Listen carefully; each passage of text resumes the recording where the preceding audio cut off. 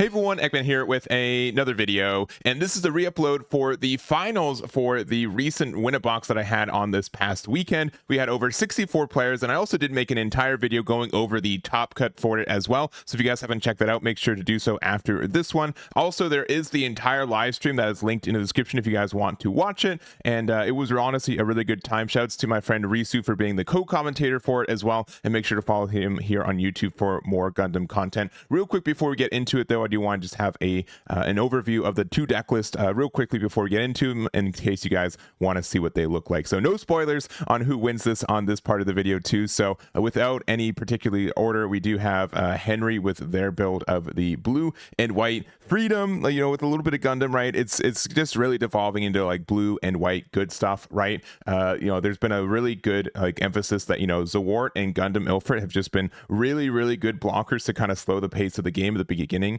There's also the Rizel being able to use this for just some great trades. The fact that this can get rid of a 4 HP blocker like Ilfrit, the fact that it can pressure an EX base really nicely is strong and has been really good as well. We've got our blocker packages with the Gundam L Strike and Perfect Strike. We've got 4 copies of Freedom Gundam, which is the maximum amount that you can run. I don't think that you need to play 4 copies of this card in the deck. It's definitely a decision at this point. So I know this is a pretty tricky, you know, LR to pull or obtain right now. So I think 3 copies or 2 copies are still fine. Our pilots are still Amuro, Kira, and Bonager Lynx. We've got a single copy of Unicorn, which, you know, makes it just kind of like a little bit of attack instead of like the base of like the end game for the deck. So that's why I think it's more of a Freedom deck. We've got our Archangel or white base and the Overflowing Affection and Show of Resolve too. So one little tech card too that I haven't been seeing as much, but I do think makes sense is the Anksha. There's definitely a lot of matchups where you know, you're really based on having like 6 AP units with you know, 4 attack blockers that you get the +2 for. So with that, you know, there are some 7 HP units such as like Wing Gundam with Hero, or just like base standard version of you know, Wing Zero. So because of that, being able to, you know, pressure that extra damage after they attack into one of your blockers is really nice, and I think it's really helpful for getting that. So I like the idea of the card. I think it's been good for the deck. And here is the build from Henry, and we also have Caleb's version of the Wing Zero, and this is the greediest version of this deck I've really seen. You know, I think specifically on the beginning of the meta, like a lot of people are still playing like low to the ground aggressive decks. I think they've been phased out a little bit because of like how good blue and white blockers have been in general, and that just means that you can be really greedy with a build like this one. So we're playing 6 ramp cards. We're playing 4 copies of Bird Mode, as well as 2 copies of the First Contact. We also do have our pilots of Duo and Hero, 4 copies of each, and then Kira as our backup one there too. We're playing 4 copies of Death Scythe, Wing Gundam, and Wing Gundam Zero, which I think is a little bit greedy for the top end. It does mean that if you do get to your late game, you have big threats to drop every turn. It's going to be very hard to not find them, but it is, you know, a little bit greedy because to get there, all we have is Zawart and Ilfrit as our blockers, and then we just kind of hope to get there. So we do play a couple copies of L Strike Gundam, which does like let you slow down the pace of play sometimes for some games, but generally the idea of this deck is that you know, ramp up to your Wing Zero as soon as possible. You set up your desert base, and then you just try to be really defensive after you stabilize. So I do think that there are a lot of games though where like Wing Zero, if you're able to play 2 of them back to back, it's just like a guaranteed board clear against a lot of decks, right? The fact that you're doing 6 damage to everything that's level 5 or lower, the fact that you've ramped to 8, so your chances that your opponent's playing something that's level 6 is pretty low unless it's a mirror match. And then you've got these 2 high maneuver cards that just have so much stats that it's really hard to effectively trade into these bodies too. So I think they've been really strong for that. We are playing 4 copies of Overflowing Affection, as well as 4 copies of the Path of Victory or Defeat. So we are really maximizing our chances to find something like Death Scythe Duo on 6, so we can get to 8 next turn. And you know, again, it's a little bit greedy for like the early game. I think this deck could get rushed down if, you know, left unprepared, but if you get to the late game, you win a lot just from the pressure you're able to exert. So here's a build from Caleb, and that's going to be it for these, and enjoy the match. We'll have some blacked out squares for a second. We'll clean them up once we get more verification. But we have a finals. Yes. that I can say with confidence. So it's not a mirror match, I'll say for now, and then I think it'll be pretty clear as we get there. But we've got on the left, I mean, if you also watched earlier games, we got Henry Lynn. And then we have on the right, we got Caleb Albert, which I think both these players are going to Gen Con, which means I'm already winning. I'm a winner today. You're the real winner here, Eggman. Yeah, always. Just always I'm always putting myself in win-win situations, and I narrowly avoid losing still. Very, very dope. Can I do links in chat? Do you are you using Eagle Nest Discord, or do you have Eagle Nest? Yeah. Eagles. Yeah, I think you can have a link to it. Also, if he's around and he just wants to put it there, I think it'll be allowed too. That kind of worked, maybe. I don't know. Maybe it might get filtered out since I'm not a mod on YouTube. Oh man, that's let me mod you. I think you finally. I've earned it. Yeah. Add as moderator. Yeah. So if you guys don't see the link in YouTube, I guess I could do it on. All right, there you go. Try again on YouTube. Also, I guess if you send it to me, then I can link it in the description. There. All right, you got there. We got there, and then let's do Twitch as well. Yeah, we had 64 players, and it was $15 entry. Top 8, the minimum pricing is 6 packs and some dice and the pre-release starter pack, which is the Kira, Strike, and sleeves. Nice. But clearly the dice already, like Eclipse, that's $15 entry. The rest is just extra. Mm-hmm. All right, we've got some white blockers in the first couple turns. Nothing outrageous, I think, for most decks, I think, that are viable in this format. Oh, and there's the wing. We do get the ramp on time, too. Yeah. That's huge. I think that's really huge for what Green wants to do here. All right, and yeah, cat's out of the bag. We've got wing 0 on the right here. Still a mystery from the Tidana side. Yeah. If you're just joining in, could be anything. Could be white red, could be white blue, could be white green. We got Barbados in there already. Could be, still Archangel. Could be mono white. Oh, we did see that. It could be mono white academy. All right, never mind. We got the Angsha, and I swear I did not look at the list before this tournament that much, outside of making sure that people are in the event and submitted. But I think Angsha is actually like a really important card to be added, I think, right now. Right. There are so many times where I'm like, if I did one more damage, I'd be in such a better spot right now. When without it, I feel so bad. Especially since we do care about those HP thresholds so much, right? Like we're talking about like the difference between like being able to get into the threshold for Amuro, being able to get into the threshold for Perfect Strike, L Strike.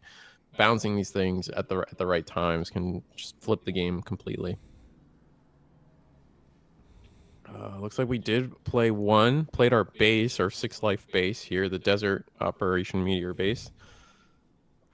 But with only three resources left, I don't see us really doing too much unless our hand is Overflowing Affection. Not bad. Really try to draw into our top end, maybe another ramp eventually. We'll have to see. Oh, first contact. Okay. We're discarding the first card. Oh wow. Yeah. I mean, we could use it if we had nothing better to do to just solidify, get a permanent resource. Yeah. I feel like that's not bad, but I think like the weird thing is like the hand advantage game is kind of different too. So we've got the L Strike, we've got the Kira, both are great. We don't want to give them the wing back to be able to ramp again. And this also gives us 6 AP to be able to okay. Yeah, there we go. All right. We're back. Yeah, we're back. Cool. Quick refresh. That is fine. Technically, that would be a warning, but I don't. Yeah. It was like literally a second. I don't think anything happened. All right. And then Ilfrit. Yeah. Yeah, we're playing aggressive. Yeah, and like wing can definitely be aggressed down. I think that's not unusual for the deck because you do take a little bit of setup. Using these turns to set up your blockers and stuff, or not to ramp means that you don't have defenses. Yeah, which is why we want to see more of. Kind of want to see Lifriths hit the board, but we didn't quite get there. And I think Tidana is going to keep up with this aggressive game plan. I don't see them stopping anytime soon. We need to get the value out of the cards we play before the Wing 0 comes down, because it is. Oh, do we have the duo Hail Scythe? Legend Rare comes in. Oh, we do. Wow. So that's going to clear Hail Strike, I believe. Yeah, it's going to be really... This always feels so good. I don't get it on curve enough, I feel like, but man, being able to be a 6/6 into it is there. Also, the bird, real quick, Henry went second, so the EX resources are correct because there's one from Wing, and yeah, Henry went second. So and he used it. You can see the EX resource to the right there. Yep.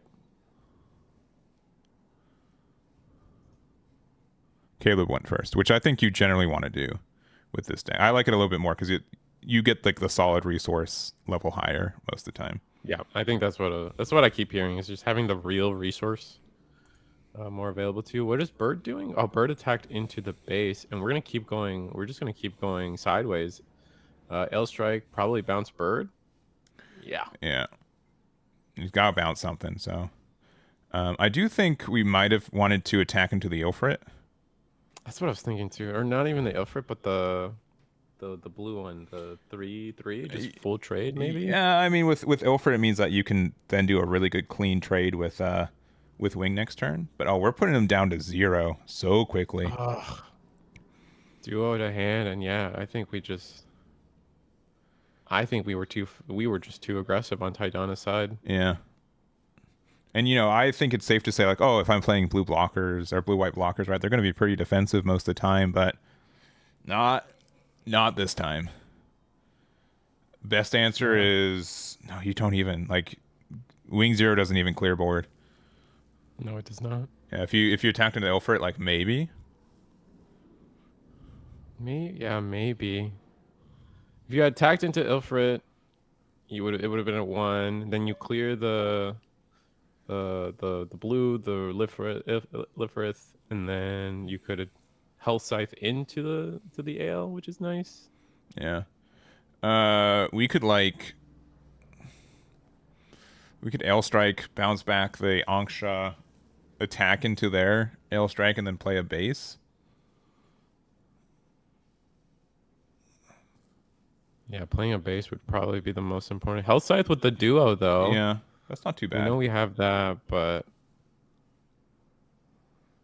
yeah, and like another desert base could like narrowly get us there. The double ramp off both these have been really nice. We get first strike again. Desert base likely, yeah, and then nice. That's huge. Yeah, I would honestly, if we have the up 2-drop blocker or something to kind of peel back on there. Yeah. Yes. Okay. It's scary, but I think this is a good spot. Yeah, we are narrowly stabilizing. Mm-hmm. Just tracking the resource situation. So we paid, making sure we had enough resource. Yeah, we played all the what we played this turn included Hell Scythe, Duo, and 2. I think everything tracks. Yeah. Yeah, and just we ramped once. Yeah. Mm-hmm. And it's good to make sure because a lot of resources were moving around through the ramp. Yeah, and I will say like I can be pretty sloppy with this too. One piece you get like a lot of like benefits because there's like you can kind of like you looking at your opponent's dawn like makes your dawn, but when you're ramping in this game, you can get like a little bit distracted. So, yeah, but again narrowly enough, especially with that EX resource, you're able to get to there. This is a best of 1 final. Yeah. Yeah. When I announced this tournament and everything, it was best of 1. And it lines up with their TRM. I do kind of want to do a top cut event as well. It would have to be a weekend event, and I generally don't have weekends very available for running tournaments, but I could see one in the future, maybe one before like Card Fest, because I know that's going to be the largest event. Oh, that's the next big one. Yeah. Which I'm also in that one, which I'm again looking forward to. Ooh, exciting. All right, now I will be going to Card Fest. We can hang out. Exciting. All right, if we have Wing 0, there's danger for Henry. Yeah, which we might not have it though. I mean, 1 was in Shield. Mm-hmm. So there's a world where like it doesn't come down this turn. We have a lot of cards. Like realistically speaking, we probably have 1, but whenever I see like you play from what I've seen, most lists play like 3, and I have no clue what this person's deck list is. I'm just going off of previous knowledge. Most people play 3, and seeing 1 in Shield kind of reads to me like there's just not going to be another one. We'll have to see though. Yeah. Also, playing the Wing Gundam down will get rid of our Zwart, which Oof. It's a 2-for-1 trade though, right? I would think that's fine because you're hoping for that Zort to trade for a unit anyways. So I think that's fine. And it's coming down. We've got it, yeah. Yeah, that's painful. Clean up the board. Oh, and we Hero, have a hero with it too. That's pretty strong. That's tough. So 2 shields for Henry here. We've got double death strike, strike, and the an 8/9 body, the largest unit that this game can exist in this game right now. Yeah. I guess it could be a 9/9 if you got like a Gundam giving it the +1, but like, yeah, 8/9 is obnoxiously large in this game. Yeah. Which decks were in the finals right now? This is our finals. It is green-white Wing Gundam versus blue-white blockers with a unicorn top end. Yeah, and this looked like Henry had it a little bit ago. He was really aggressive, put him down to 0, but these 6 HP bases have been so good at generating, and it's kind of weird. We're at full 10 resources, but we were only at I think like 7 for Henry, right? Yeah, because we've ramped twice. So this is our first 10 resource turn. It'll be Taidana's 8 resource turn next. Yeah, and we kind of have to block this one, unfortunately, which only does. That was the one that had damage on it, yeah. So we get to do the trade from earlier. Yeah. Okay. If we find wing, pilot, yeah, because you can. Okay, there's regular wing, yeah, and either wing with hero can win us the game right now. They can't attack directly at the ale, but attacking with breach means that even if they block with it, you take the shield damage, and then you can high maneuver for a game if they don't block. Looks like we don't have that play though, because I think it would just be instantly done. Or we're just double digging for it. Okay, yeah. If we find hero, we win the game, unless there's a base at the end. Or a duo. Because it depends on our hand. If we have another like scythe in our hand or something. Yeah, I think it has to be hero. Oh, you're right, because of the breach. Yeah. Which looking like we don't have. I guess my point too is like if we just see another link pair for the rush, Taidana is put on having to block, and I think if we were in a situation where we have to block, another wing. Yeah. So definitely no hero, and no pilot either. I really think pulling off pilot would have been the most ideal. Yeah. Now we're in the head in hand, like, what do I do here? I can either try to go for game. Henry can definitely still win this too. If we have, we did have it. Okay, I guess we're just like banking on that not being a shield at the last minute. I think that's what. Okay, we were that was what Henry's like. You know what? I can't win if I block here. I have to make it that this is a base. In the shields, and wasn't there. So, man, also just giving them hero. Or like Amuro in life could have meant that. Amuro plus so many of these things can change the game. Yeah, because especially we have regular Gundam in there. Yeah, Amuro. If you didn't establish a blocker, or even if you just established one, Gundam with Amuro into just Ale Strike for win could also have gone there. Like it could have gone either way very quickly.